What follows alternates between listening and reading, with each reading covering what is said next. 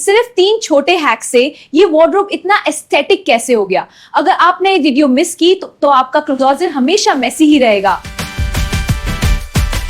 ये है पहले की हालत, कब कपड़े बिखरे हुए, कुछ भी नहीं मिल रहा।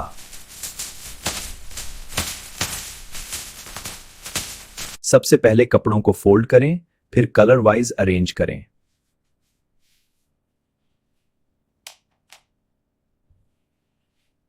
और अब देखें एक मेसी वार्डरोब कैसे लग्जरी क्लोजेट बन गया।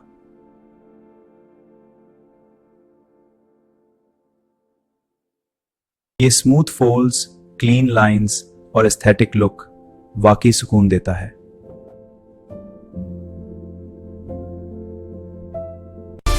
ऐसे मजीद ग्लो अप हैक्स के लिए अभी फॉलो करें, वरना आप डेली ऐसे अमेजिंग आइडियाज मिस करते रहेंगे।